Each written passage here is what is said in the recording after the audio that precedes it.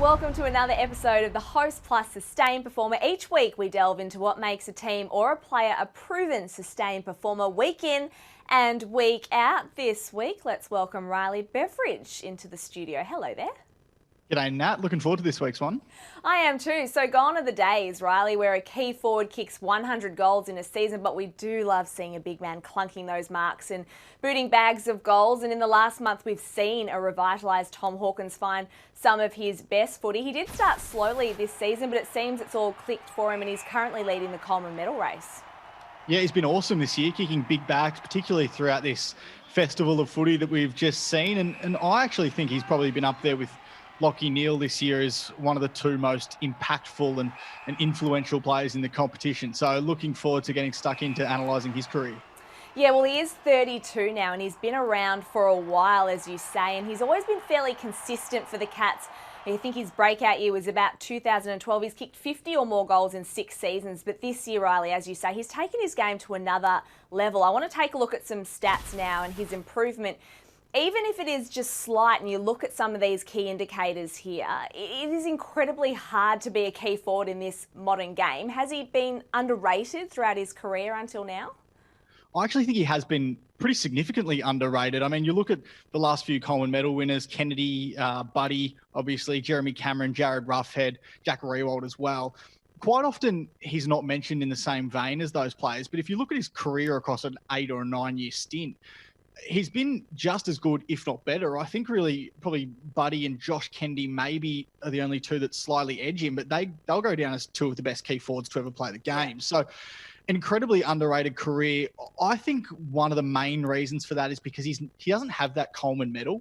So the names I just rattled off before, they've all won a Coleman. He's gone through his entire career without winning one. I think this year might be his season finally, and hopefully he can stay fit and keep up his good form, because I actually think that he deserves to win that Coleman. But as you said there, he had his breakout year in 2012, won the Geelong Best and Fairest that year, was named All-Australian in that year as well. He hadn't been All-Australian again until last season. Now, as things stand, he's 100% the All-Australian full forward. I think Charlie Dixon's really his only rival there. But the fact that he doesn't have more than just 2 All-Australians up to this point of his career is pretty remarkable. I mean, I want to take you back through the last 8 full seasons under his belt. He's kicked 62, 49, 68, 46, 55, 51, 60 and 56. So that consistency across an 8 or 9 year stretch is quite remarkable. And it's actually a shame that he doesn't sort of get mentioned in the same breath of those players that I mentioned before, because he certainly deserves it given his body of work over such a long period of time. Yeah, you're right. I mean, since 2012, that breakout year, he has been Geelong's leading goal kicker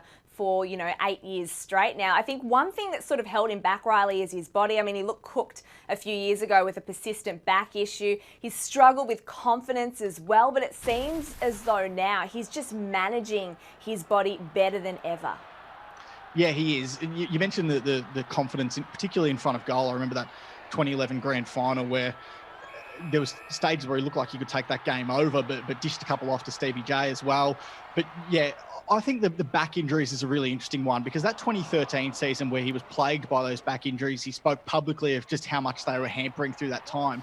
He would have been, 24, 25 years old at that stage. Yeah. If I'm looking at it there, 24 or 25-year-old, the one thing that you don't want to see is back injuries, because it doesn't say great things about your longevity in the game. But we've just mentioned 8 or 9 years on, and he's still proving a remarkably consistent goal kicker at 32 years of age. You wouldn't have thought someone who was plagued by back injuries earlier in their career could have been having this impact at 32. And I reckon when he was 24 or 25, given those injuries, he probably would have doubted himself whether or not he could have played long stretches of games in a condensed period of time. Well, we've just seen him play 5 games in 19 days throughout this festival of footy.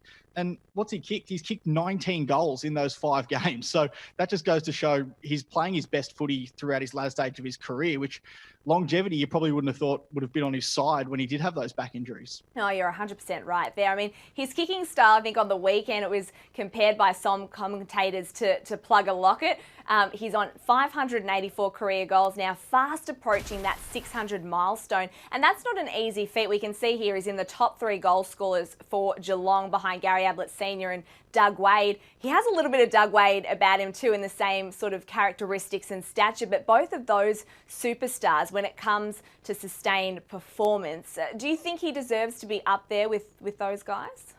I think he definitely does. Look, Nat, I'm only in my mid-20s, so I didn't see the best of Gary Ablett. I definitely didn't see Doug Wade. So I can't really speak to whether or not he'll go down as better players than both of those guys, particularly Gary Ablett, who's probably recognised as maybe the best player to ever play our game. So, but certainly in terms of Geelong, I think he'll probably pass 600 goals this year. What does he only need? 16 more. So I think he'll probably pass 600 this year, which will probably take him into the top 25 to 30 goal kickers in the history of the competition. So, look, he's certainly got a place amongst the legends of our game, and he's certainly got a place amongst the legends of Geelong. So, I think he's been, as we said, a remarkable goal kicker across that entire time of his career. And given the way he started his career, made such a huge impact on his debut against Carlton. I can't remember what season that was, maybe back in the late 2000s. Yeah. But he's been such a consistent goal kicker throughout that entire time. And I'm not sure if he'll go down as better than Wade and Ablett throughout the end of his career. I can't really speak to that. But what I will speak to is the fact that those names that I mentioned before, guys like Buddy, Kennedy, Rewalt, Jeremy Cameron, he'll go down with those as some of the best forwards of the modern era. Yeah, I think you're right. And certainly to that point we made earlier, certainly underrated is Tom Hawkins.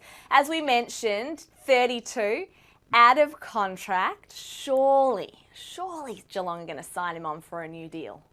Well, I think so. I mean, this is, as we said, particularly this last 6 weeks have been among his best form that he's ever put together across his career. At 32, he doesn't show any signs of slowing down. You mentioned just before how hard it is to be a key forward. You see all of the key forward numbers dwindling over the last sort of 6 or 7 years. That's because you have the back shoulder defender that plays against you one-on-one. You also have the team defender that comes and intercepts against you. We saw him kick a bag against Port Adelaide over the weekend. Well, he had Tom Cleary playing on his back shoulder the whole time. He had Tom Jonas, who's one of the best intercept defenders in the comp and who I probably think is the All-Australian fullback at the moment, sort of chopping off at every opportunity, and he's still putting together these big numbers. So, look, I think he certainly deserves at least one more year. I mean, you can make an argument that he deserves 2 years on the back of his form, which would take him through to 34. I think if you're looking at it, he's played 268 games now. He deserves to get to 300. That's the mark that he deserves to get. That's 32 more games. You have to think he's probably going to play, well, at least 6, maybe 9 more games this year if Geelong's lucky. Yes. So you'd have to think that'd be maybe one more season, maybe another season beyond that. So I think he deserves at least 1, maybe 2 more years. Yeah, premiership would certainly be a cherry on top. And a 2-year deal, I think, would be great reward for someone who is red hot at the moment, but also has been a reliable and consistent performer for the Cats over the last 7 or 8 years. Thank you, Riley, for joining us. Really appreciate your time. Thank you, Nat. If you want to join the conversation, you can do so on the AFL social channels. Thank you so much for watching. We'll be back again next week with another episode of The Sustained Performer. Thanks to Hostplus, we go with you.